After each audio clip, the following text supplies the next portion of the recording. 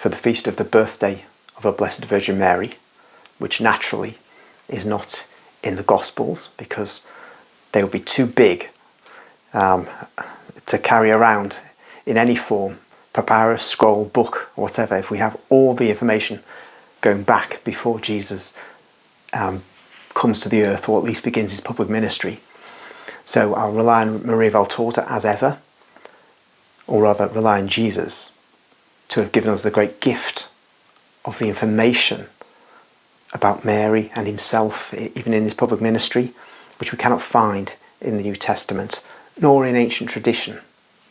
But our Lord has deigned in the 20th century to choose a soul, Maria Valtorta, to provide this abundance of detail from the 1st century AD, and of course from before that, because despite this silly effort to refer to the dividing line between the birth of Christ and prior to the birth of Christ and after the birth of Christ as BCE and so on, before the Common Era and CE, the Common Era, it's foolish because it's all about the birth date of Christ. So we'll call it BC and AD. And we should continue to do so if we're Christians and not foolish anti-Christians as those who've devised these new terms are. I shall read chapter 4 from the first volume of the Poem of the Man God, also known as The Gospel as Revealed to Me. Chapter 4, entitled With a Canticle, Anne announces that she is a mother, given on the 24th of August 1944 to Maria Valtorta. I see Joachim and Anne's house once again. Nothing is changed inside, with the exception that there are many branches full of flowers, placed in amphoras here and there, certainly the fruit of the pruning of the trees in the orchard, all in bloom. A cloud varying from snow white to the red of certain corals. Also, Anne's work is different.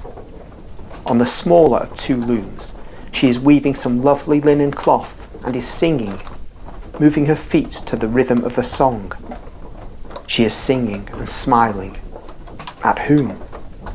At herself. At something she is aware of in her inside. I have written separately the slow and yet gay song, so that I might follow it, for she repeats it several times, as if she rejoices in it.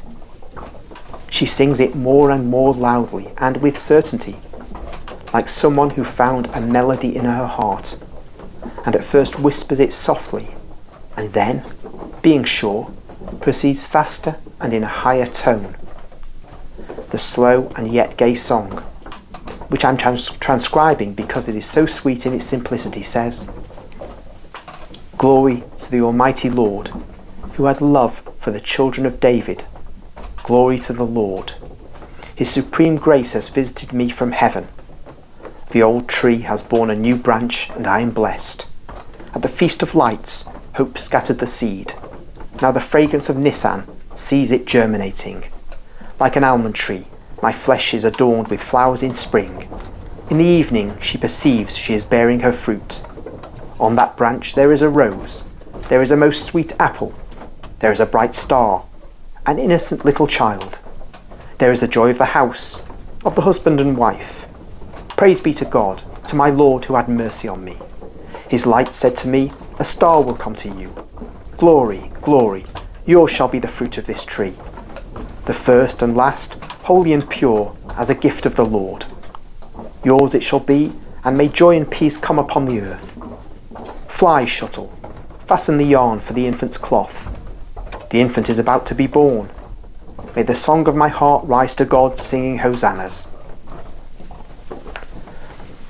I just interrupt just to say that somebody, somewhere, with the artistic gift of music, should be putting this to song. Unfortunately, Maria Valtorta did not have a tape recorder put in front of her at any stage, as far as I'm aware, which is a great shame, actually.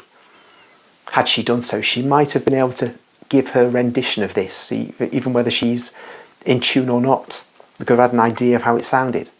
So somebody with imagination could perhaps do that. I think it needs it. To continue then. Joachim comes in when she is about to repeat her song for the 4th time. Are you happy, Anne? You look like a bird in spring. What song is that? I've never heard anyone sing it. Where does it come from?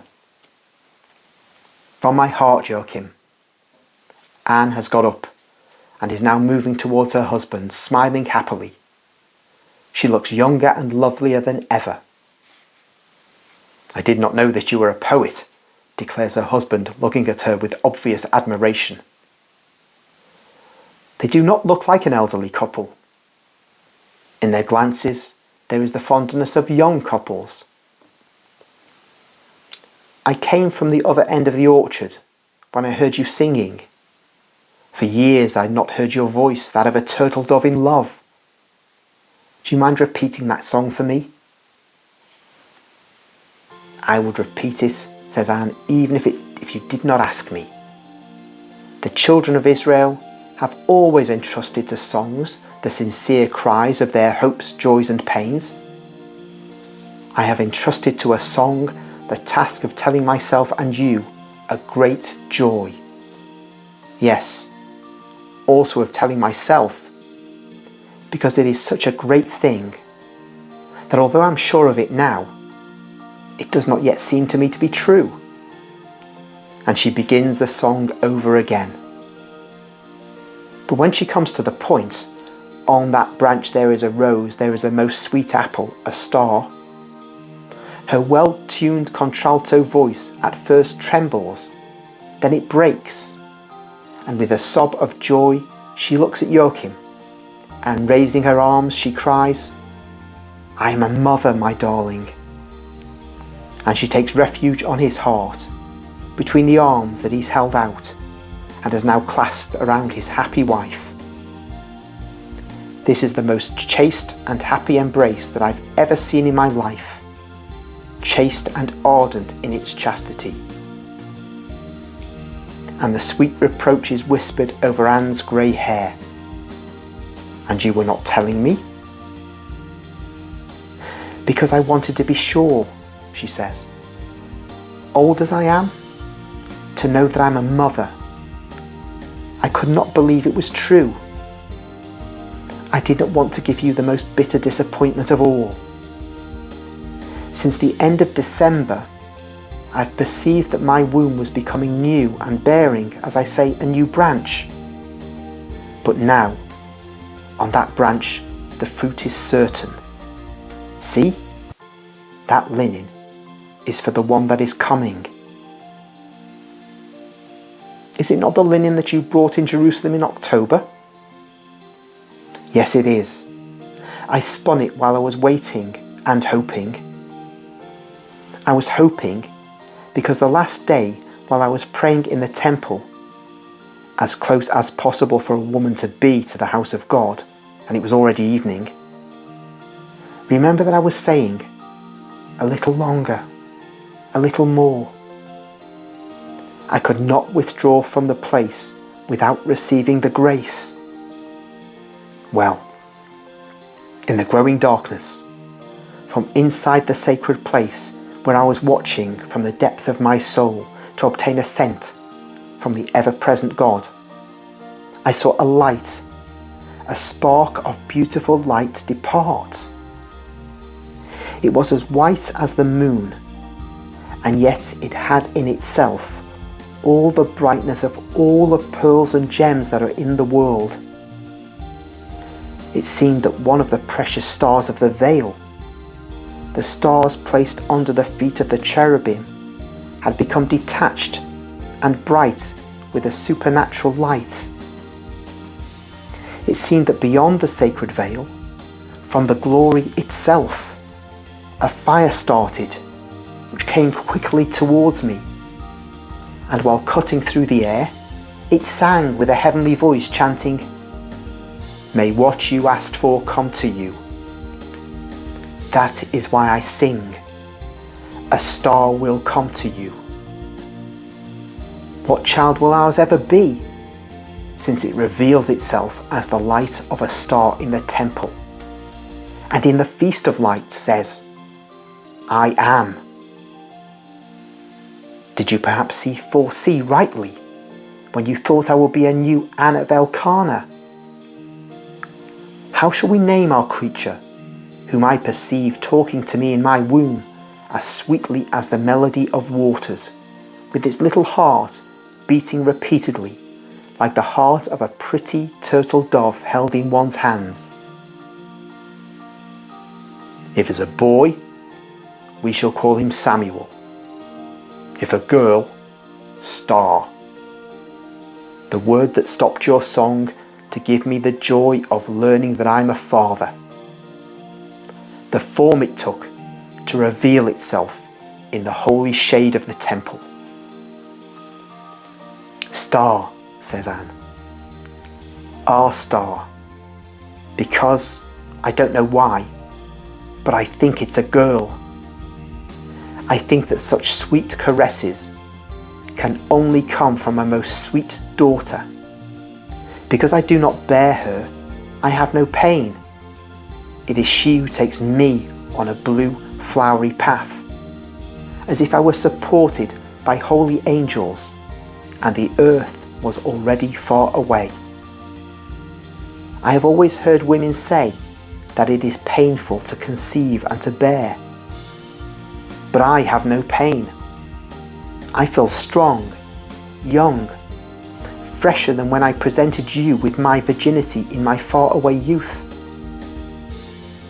Daughter of God, because this creature born of a barren stump is more of God than ours. She gives no pain to her mother. She only brings her peace and blessings, the fruits of God, her true Father. Mary, then, we shall call her, says Joachim.